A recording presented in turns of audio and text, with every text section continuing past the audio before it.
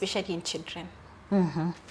That is why if you experience these signs and symptoms, or just let's say basically even putting TB aside, if your body is not feeling well, just go and seek help.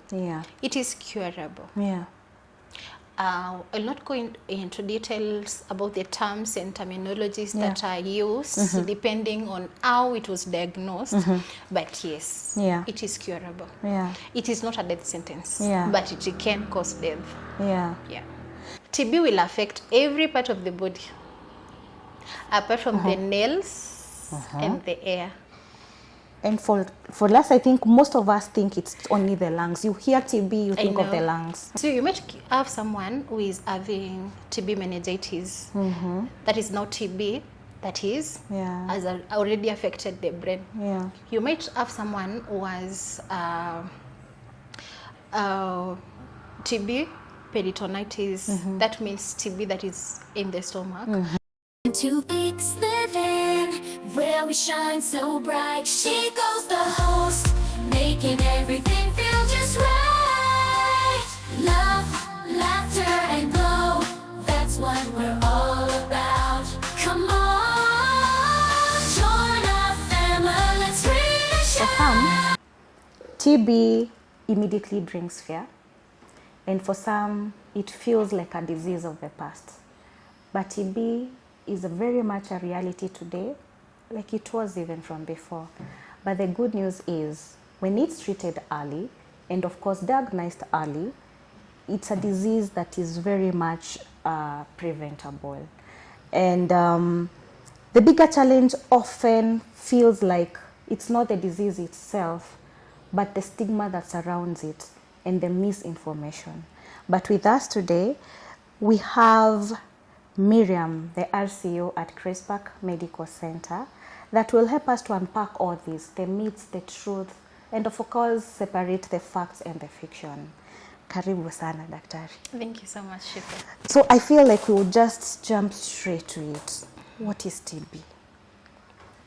Okay, TB it's an airborne disease that is actually caused by a bacteria. So, and of course, it being airborne, of course, that means that just even getting out there, you get TB, just like that. You know, of course, now we are trying to put it to the layman kabisa mwenye doesn't understand anything about that. Let's try and unpack it completely. Okay, so basically TB, just like I said, it is caused by a bacteria, but not this bacteria, it's airborne. By airborne, sorry, it means that it is transmitted through the air. Yes. That is how one person gets it from the other, then from one to another. It is airborne. I think for most of us, when we hear TB, we think it's all just about a cough. Is that the only symptom that we're supposed to look out for, or is there more to it? Actually, it's true. When you're talking about TB, most of the people will only think about the cough. It is actually good that they think when you have cough, you think it is TB. If everyone could be thinking like that, I think that could be a good start. But TB, it has a lot of signs and symptoms. Cough definitely being one of it, and cough is actually the major symptom that people know. But however, it is not the only. It is not the only sign and symptom that should direct one to TB, or it is not the only symptom that when you feel you can go seeking for help. So apart from cough, there are some other signs and symptoms. There are so a lot of them, but I'll point out to the major signs and symptoms.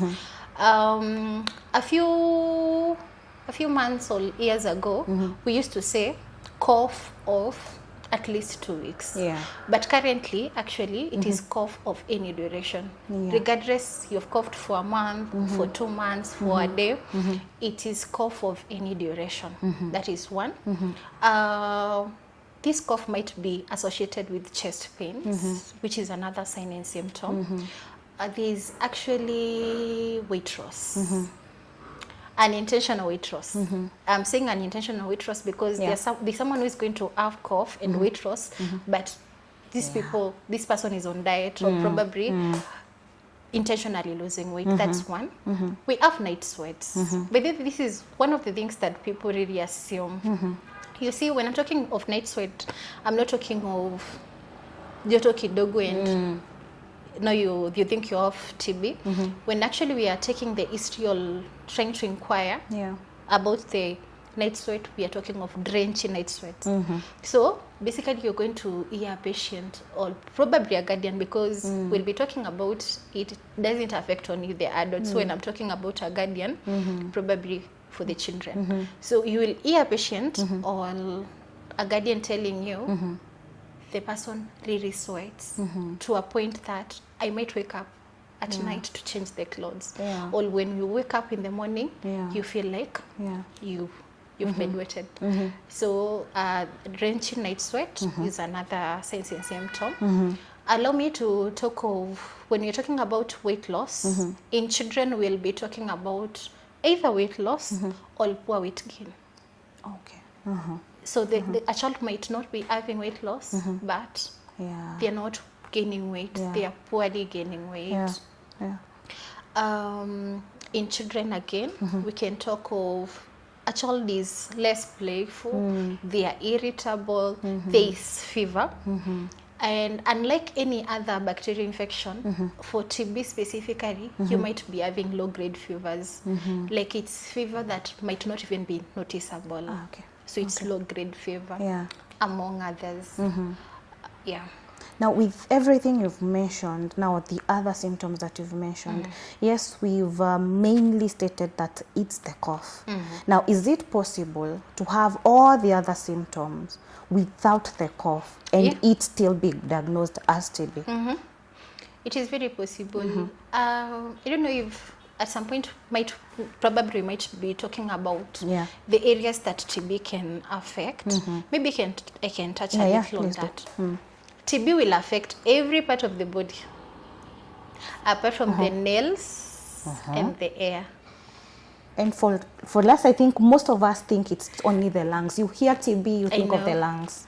So TB will affect every part of your body, can affect every part of your body, apart from the air and the nails. So you might have someone who is having TB meningitis, that is not TB, that is has already affected the brain. You might have someone who has TB peritonitis, that means TB that is in the stomach. And then when you're talking about that, as I was saying, it is all those symptoms and others. If probably you're having TB peritonitis, you might be having cough or not having cough. And now it might come with other GIT signs and symptoms.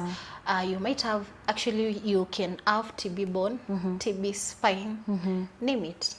Yes. Actually recently some of it's rare to find, but it happens. You can even have TB of your private parts. Funny. Yes. So TB can affect any part of the body, apart from the nails and the air. Hey, now that you've mentioned that, now I'm in shock. I think I'll just go straight to asking, is it treatable, like completely treatable, to a point that now you're being told you're TB free?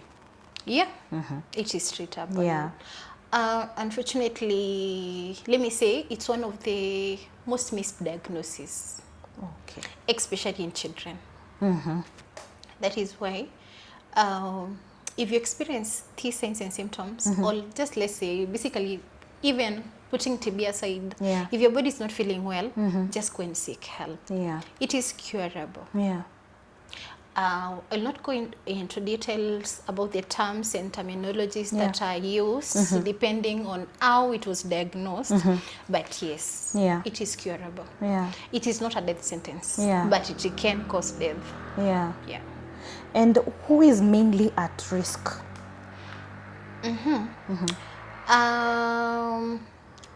Because I know, yes, you have mentioned that it is airborne, meaning that we are all at risk. But who who are the people that are mainly at risk or at most risk?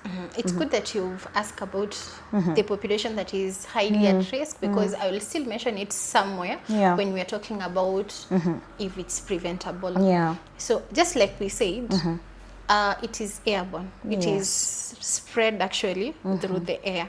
So there are certain populations that are at higher risk than the others. Yeah. And when you're talking about airborne, you should already be thinking about people who are in highly populated areas. For example, people living in slums, people in prison. Yeah. We also have people working, medical practitioners. Let me not say about medical practitioners, because we have non-medics who are in hospital. Just anyone who is working in hospital. Yeah. Why? Because it is an entry point for most of the patients with any signs and symptoms. People living with HIV are at risk, and actually it's not just HIV. But then, speaking of HIV, let me clarify this. Most of the times, hapo nyuma, I don't know if now it's still the same. If you are told to, like, if you have TB, people will definitely think you're having HIV. Yeah. People living with HIV are at a higher risk of getting it because the immunity is low. Yeah. So when I'm talking about immunity, it is not just HIV. Anything else that is making your immunity low, malnutrition, part of it, cancer, diabetes, anything that is lowering your immunity. Yeah. So those are most of the high-risk population, if I can call it so. Yeah. I know you've mentioned about the prevention. So how do we prevent this, especially now? We do have slums, and these are people that you cannot just ask them to move or something. They're in situations that there's nothing much they can do about it. But how do we prevent this?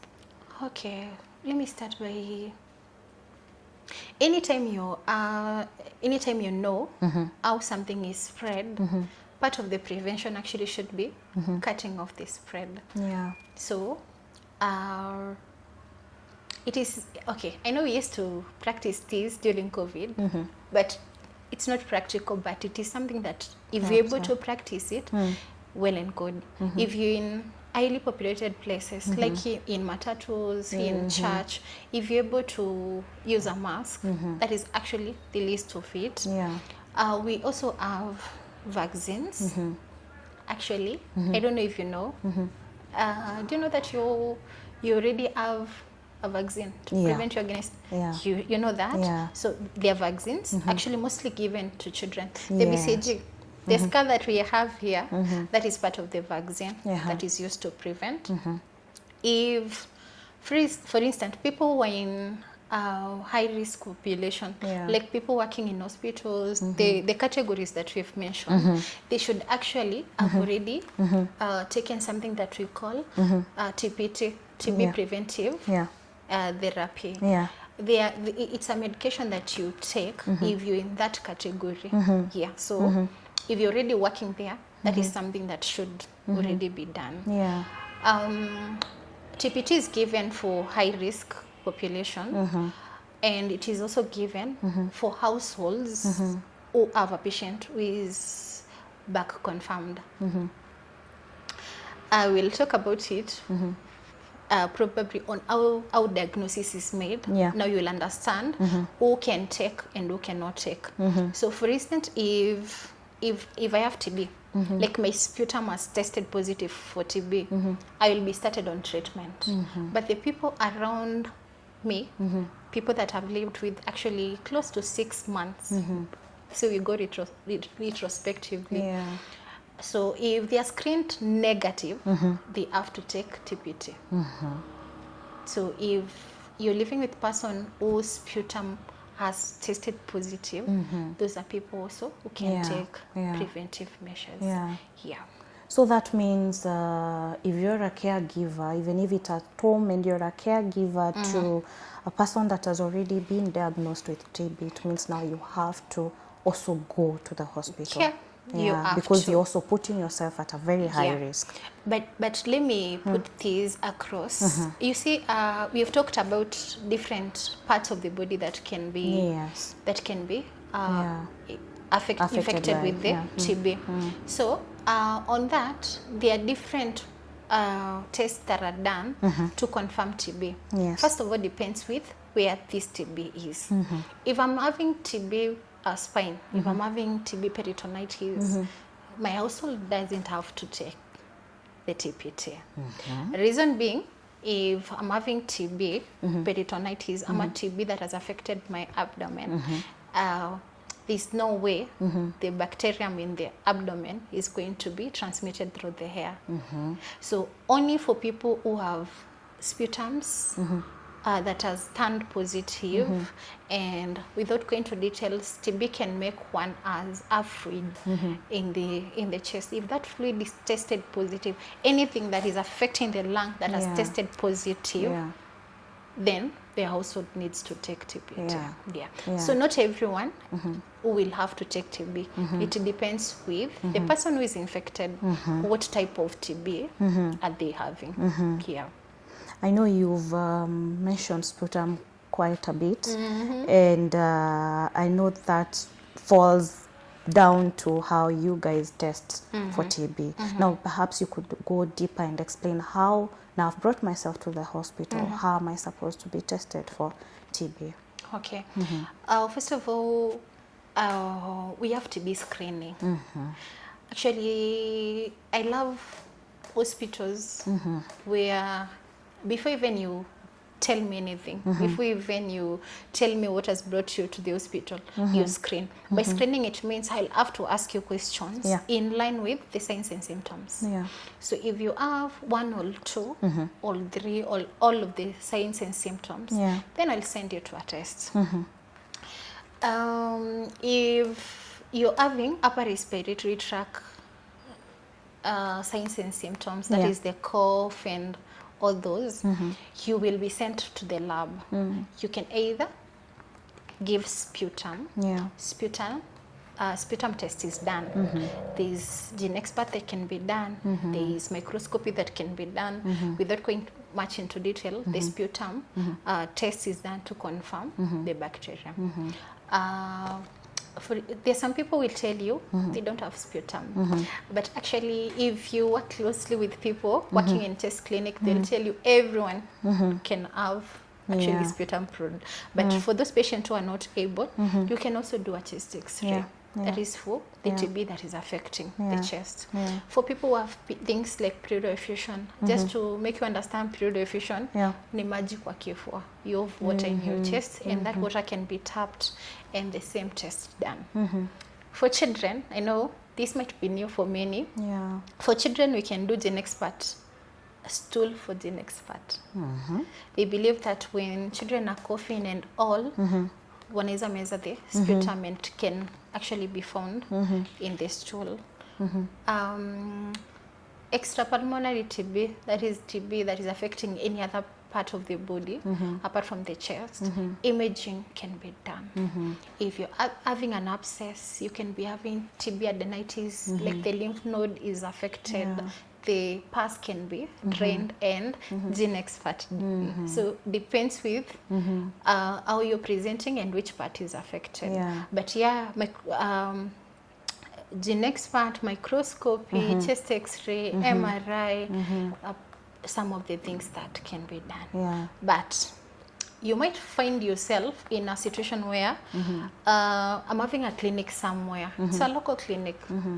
Atuna, we don't have a lab to do those. Ama we have a lab that is not well equipped. We don't have anywhere we can send this patient for a chest X-ray and all those things. It is allowed for such cases. You can start anti-TBs with just clinical diagnosis. So actually for TB, sometimes you don't need all those tests to diagnose TB. There are some people, even all those tests might come negative, but clinically you feel that this patient still needs it. So you can start clinical. There is still clinical diagnosis. And the screening, is this something that you do at Grace Park? Oh yes, we do. We have a tool called ICF, Active Case Finding, Active TB Case Finding. So for any patient who comes in, regardless of you're having headache, you're pregnant, you're coming for ANC, we have those questions. Yeah, like, do you have any cough of any duration? Are you sweating at night? Are you having difficulties in breathing? Are you, yeah, we have a screening. Yeah. We have a screening. We are able to do microscopy. And for GenX, we are able to do chest x-rays. For GenExpert, we outsource. Yeah. Okay. So we'll take a short commercial break. And when we come back, Miriam will be letting us know if she feels Kenya as a country, are we doing enough, or are we still treating it as a disease of the past? Two Peaks Living, where we shine so bright. She goes the host, making everything feel just right. Love, laughter, and glow, that's what we're all about. Come on, join our family, let's really shine.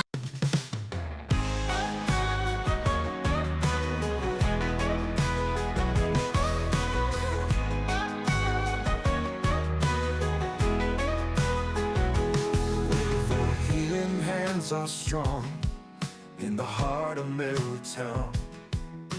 Grace Park lights the way, bringing hope to every frown. Hello, my name is Maureen. At Grace Park, we believe in transparency and communication.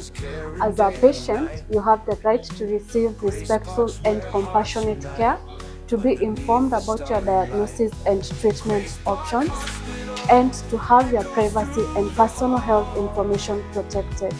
We understand that your experience matters. We guide our patients through every step of their healthcare journey, including coordinating appointments, providing emotional support, and ensuring you understand the treatment options. At Grace Park, we go over and beyond to prioritize these rights, to ensure our patients feel safe and valued. Grace Park's legacy, guiding every flight. Grace Park Hospital echoes through the hall. Grace Park Hospital, answering. Hello, I'm Jelinda. At Grace Park, patient trust is the cornerstone of our practice. We are dedicated not only meeting their expectations, but also exceeding the standards of the care and privacy. We go over red behold to create safe and supportive environments where patients can focus with their wellness journey.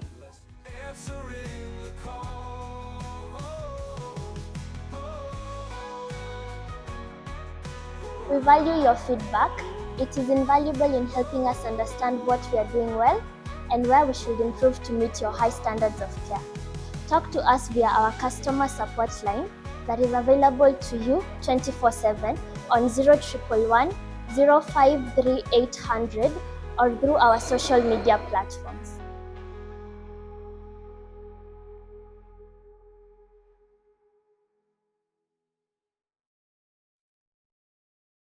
Two Peaks Living, where we shine so bright. She goes the host, making everything feel just right. Love, laughter, and glow, that's what we're all about. Come on, join our family, let's really shine. Welcome back to X Living.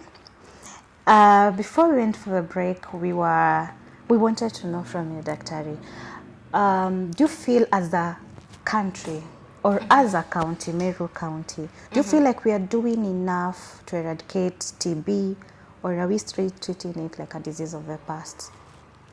I will say we are trying.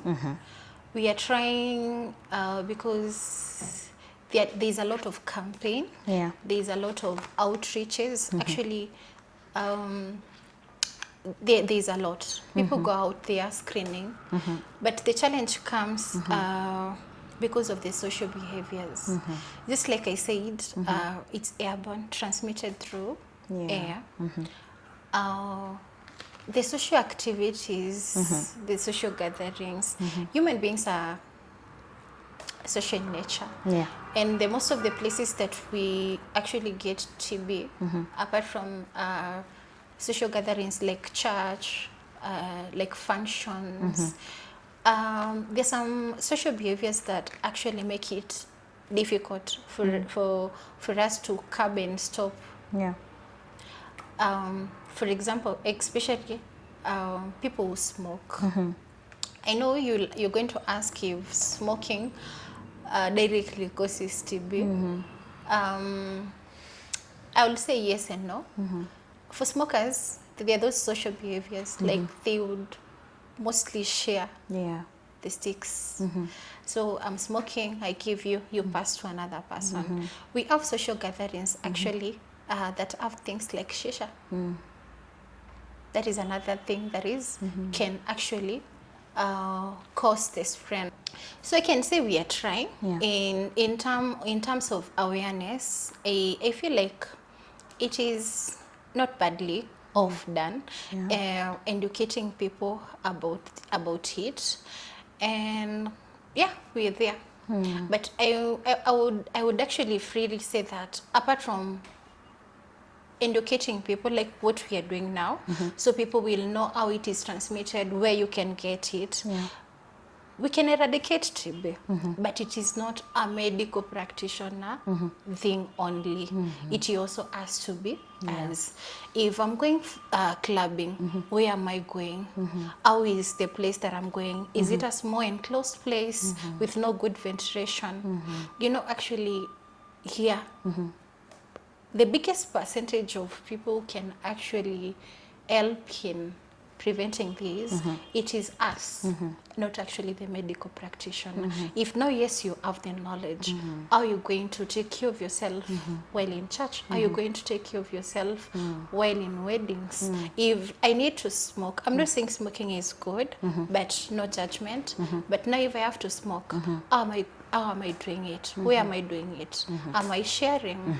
So we are there. But to the public, anytime you have this info, if you get this info and from other places that we can get such info about TB, share it with someone else. It starts with us. Yeah. So I know you've mentioned the biggest misconception or the biggest myth that we have when it comes to the relationship between HIV and TB. But I feel we need to explore more on that. So what more can you add on that to, educate the general public? Okay, I started by saying most of the people think that if I have TB, I have HIV. Actually, most of the times it doesn't come the other way. They don't say if you have HIV or TB, but if you have TB, you automatically think. Having worked in CCC, in HIV clinic for actually the longest time, I will actually tell you that the most people that we are screened and it's hard to miss TB, it is the HIV positive. In CCC, I don't know after integration if it's still the same, but every client who came in had to be screened for TB thoroughly. Not because only them can get, but their immunity is low, so part of the follow-up is the TB. If you're TB positive, if you're diagnosed with TB, an HIV test is a must. The only relationship with the two, having mentioned that part of the things that the high risk population, it's low immunity. So if you're having HIV, there's a probability that you'll get TB as an opportunistic infection, like an infection that is taking advantage of your low immunity. So most of the times, actually, you'll get TB in newly diagnosed HIV. I've lived with HIV for some time. Immunity is low. Actually, most of them know they are HIV positive because of TB, which has taken advantage of the low immunity. All HIV patients who are not taking their drugs well. It is so hard to get HIV in TB in HIV positive people who are clinically stable and taking their medication well. I think that is where but like I said, it's not only HIV that can lower immunity. There's a point you ask about if you can have TB without the signs and symptoms. I just a disclaimer, nothing to take so serious about. If for HIV positive people who have not on medication, the immunity is low. They can be having even TB, pulmonary TB with no signs and symptoms.